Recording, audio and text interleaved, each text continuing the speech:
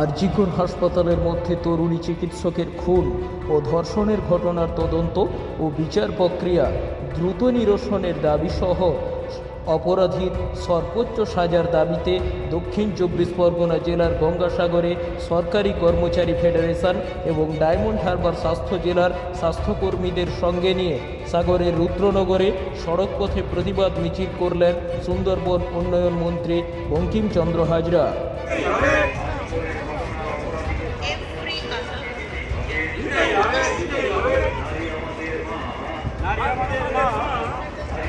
মিছিলে দাঁড়িয়েছি বা সমাবেশ হয়েছি। আরজিকর ঘটনার যে মর্মান্তিক ঘটনা আমরা সেটা আজকে দীর্ঘদিন দেখতে পাচ্ছি। আমরা তার প্রতিবাদে জড়ো হয়েছি। উই ওয়ান্ট জাস্টিস, আর কিছু বলার নেই। উই ওয়ান্ট জাস্টিস, সবাই বলো we want justice. We want justice. No safety, no safety, no duty.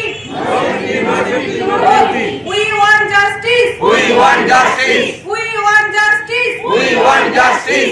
আজ এই প্রতিবাদী মিছিলের মাধ্যমে আমরা প্রতিবাদ জানাতে চাই আরজিকর মেডিকেল কলেজ হসপিটালে যে কর্তব্যরত ম্যাডামকে ধর্ষণ করে নৃশংসভাবে হত্যা করা হয়েছে, তার ফাঁসির দাবিতে আমরা আজকের এই প্রতিবাদ মিছিলে সামিল হয়েছি। সবাই মিলে আমরা যত দর্শক আছি সবাই মিলে আরজিকর হসপিটালের যে কর্মরত ডাক্তারকে নৃশংসভাবে তাকে ধর্ষণ করে খুন করা হয়েছে, তার দ্রুত আমরা শাস্তি চাইছি এবং ফাঁসিও চাইছি। আরজিকরে যে ঘটনা যেটা সংগঠিত হয়েছে, সত্যি একে নিন্দা করার কোনো ভাষা আমাদের নেই। এই ঘটনা অত্যন্ত জঘন্য ঘটনা।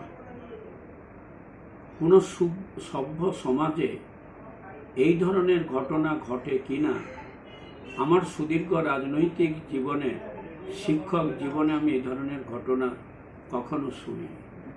বিক্ষিপ্ত কিছু ঘটনা বিভিন্ন সময় ঘটে থাকে, কিন্তু যে ঘটনাটা ঘটেছে তা নিন্দা করার ভাষা আমাদের নেই। এই ঘটনা ঘটার অব্যবহিত পরে বাংলার মুখ্যমন্ত্রী মমতা বন্দ্যোপাধ্যায় তিনি সরাসরি তার পরিবারের সাথে তিনি কথা বলেছেন, তার বাবা মার সাথে কথা বলেছেন, সুজিত বসুকে পাঠিয়ে তাদের সাথে কথা বলেছেন এবং যাবতীয় কিছু ব্যবস্থা নেওয়ার জন্য তিনি নির্দেশ দিয়েছেন।